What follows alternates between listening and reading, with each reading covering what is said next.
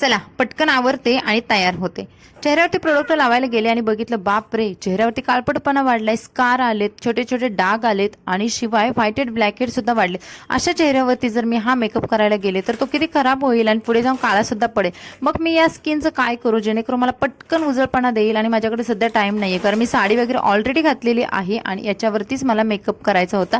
पण काही टेन्शन घेऊ नका, तुम्ही बसल्या जागी फक्त आणि फक्त 2 स्टेपमध्ये ना सुंदर असं तुमचं स्किनचं प्रिपरेशन करू शकता आणि त्यावरती तुमचा मेकअप पाहिजे तसा सेट करू शकता. तर यासाठी काय करायचं आहे चला बघूयात. हे पिगमेंटेशन काळपटपणा काढायचं असेल ना, तुम्हाला फक्त 2 स्टेप करायचे. त्यामध्ये पहिली स्टेप, एक बाउल घ्या आणि त्याच्यामध्ये हे छान प्रकारे ॲलोवेरा जेल टाका. ॲलोवेरा जेल नसेल तर तुमच्याकडे मस्त अशी कोरफड असेल ना, जी नॅचरल फॉर्ममध्ये असते, तर ती घ्या. ती अगदी बेस्ट आहे, तिचा गर वगैरे छान काढून घ्या. आणि नसेल तर हे ॲलोवेरा जेल वापरा. त्याच्यामध्ये गुलाब पाणी टाका. गुलाब पाणी नसेल, गुलाबाच्या पाकळ्या असतील तरी सुद्धा त्याचं तुम्ही गुलाब पाणी छान प्रकारे बनवू शकता, जे नॅचरल आहे. आणि हे 2 जिन्नस आहेत ना, ते छान प्रकारे मिक्स करून घ्या. उन्हाळ्याचा दिवस चालू झालेले आहेत आणि त्यामुळे टॅनिंग भरपूर होते, स्किनला इचिंग होते, इरिटेशन होते. तर तुम्हाला या गोष्टी खूप छान फायदेशीर ठरणार आहे चेहऱ्यासाठी. आणि त्याच्यामध्ये मी थोडंसं मध सुद्धा ॲड केलेलं आहे.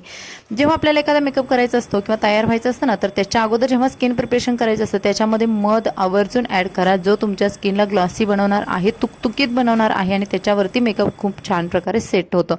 कोरड्या चेहऱ्यावरती आपला मेकअप कसा अगदी फुटल्यासारखा दिसतो अगदी, म्हणून आपल्याला याच्यामध्ये मध वापरायचं आहे. आणि हे 3 जिन्नस मिक्स करून चेहऱ्यावरती लावून घ्यायचे आहेत. आता फक्त चेहऱ्यावरती लावूनच नाही घ्यायचे, तर त्या आपल्याला चांगल्या प्रकारे मसाज द्यायचा आहे.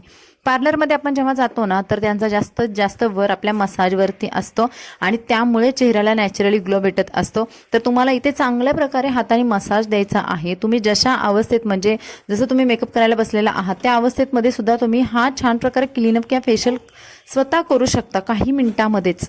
हा मसाज तुम्हाला चेहऱ्याबरोबर गळायला द्यायचा आहे. आणि जे आपण पेस्ट बनवली होती ना, तर ती छान प्रकारे चेहऱ्याला पूर्ण वापरून टाकायची. पहिली स्टेप केल्यानंतर चेहरा धुवायलाच पाहिजे असंही काही नाही. तुमच्याकडे कॉटन असेल तर तुम्ही पटकन बसल्या ठिकाणी चेहरा क्लीन करू शकता, कारण या तिन्ही गोष्टी आपण आपल्या ज्या फेस पॅक बनवतो ना त्याच्यामध्ये वापरतो. त्यामुळे तुम्ही कॉटननी क्लीन करून घ्या. फक्त क्लीन करताना अगदी व्यवस्थित डोळ्याच्या खालील भाग किंवा ओठांच्या आजूबाजूचा जो भाग आहे ना, जिथे जास्त डर्ट जमा होते, तर तो भाग व्यवस्थित क्लीन करा. आणि कॉटन पॅडवरती तुम्ही बघू शकाल तुमचा चेहरा धुवून सुद्धा त्याच्यामधून कितीही पेस्ट वापरल्यानंतर डर्ट निघता येते. त्यानंतर आता आपण बघूया सेकंड स्टेपसाठी तुम्हाला घ्यायची आहे मुलतानी माती.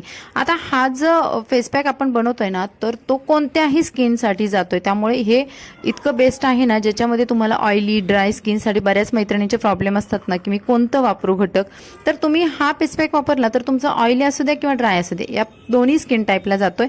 त्याच्यामध्ये मी थोडंसं ग्लिसरीन ॲड केलेलं आहे, 2 ते 4 थेंब. त्याच्यामध्ये कॉफी पावडर ॲड केलेली आहे आणि त्याच्यामध्ये मी लिंबू पाणी आणि थोडंसं बेसन, ह्या गोष्टी ॲड केलेल्या आहेत.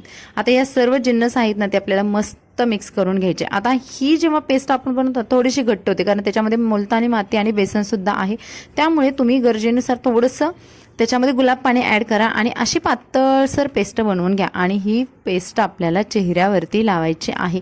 लिटरली इतक्या कमी वेळामध्ये छान रिझल्ट भेटतो आणि तुम्हाला इतका चेहरा फ्रेश झाल्यासारखं होतो ना. आपला चेहरा जेव्हा आपला मन कसं मरगळल्यासारखं होतं, तसंच आपला चेहरा जेव्हा मरगळला होतो त्यावेळेस तुम्ही जर ही पेस्ट वापरली ना, तर त्याच्यावरती नॅचरली ग्लो येतो आणि चेहरा फ्रेश होतो. ही पेस्ट मी पूर्ण चेहऱ्यावरती लावून घेणार आहे. चेहऱ्यासोबत गळ्याला सुद्धा लावायचे आहे, कारण आपण जेव्हा कार्यक्रमांसाठी, लग्न समारंभासाठी तयार होत असतो ना, तर आपला गळा सुद्धा आपण त्याच्यामध्ये कन्सिडर करतो मेकअपसाठी. त्यामुळे आपल्याला या गोष्टी फेस आणि नेक या दोन्हीवरती लावायच्या आणि सुकवून घ्यायचं. 10 ते 15 मिनिटं सुकवून घेऊ शकता. त्यामध्ये तुमची दुसरी कामं करू शकता आणि त्यानंतर तुम्ही चेहरा वॉश करायचा आहे. बघा, बसल्या बैठकीला तुम्ही हे क्लीनअप फेशियल करू शकता. चेहरा वॉश केल्यानंतर तुम्ही मस्त प्रकारे पुसून घ्या आणि त्यानंतर तुम्ही तुमचे रिझल्ट बघा. खूप छान, जसं चेहरा तुमचा जो निस्तेज झाला होता तर त्याच्यावरती चांगल्या प्रकारे तेज येतं, चांगल्या प्रकारे ग्लो येतो आणि यावरती तुम्ही पाहिजे तसा तुमचा मेकअप सेट करू शकता अगदी बिंदास्तपणे. आणि तो मेकअप इतका लॉंग लास्टिंग राहतो आणि इतका सुंदर इफेक्ट देतो ना, विचारायला नको. तर तुम्ही हे फेशियल किंवा क्लीनअप करून घ्या जेव्हा तुम्हाला कार्यक्रमाला जायचं असतं. आणि त्याच्यावरती मी हा केलेला मेकअप तुम्ही बघू शकता किती सुंदर प्रकारे सेट झालाय ना. तर मैत्रिणींनो, हा व्हिडिओ तुमच्या फ्रेंड्सना नक्की शेअर करा, व्हिडिओला आपल्या लाईक करा आणि चॅनलला सबस्क्राईब करायला विसरू नका. कमेंट्समध्ये नक्की सांगा कसा झालेला आहे फेशियल. Bye bye.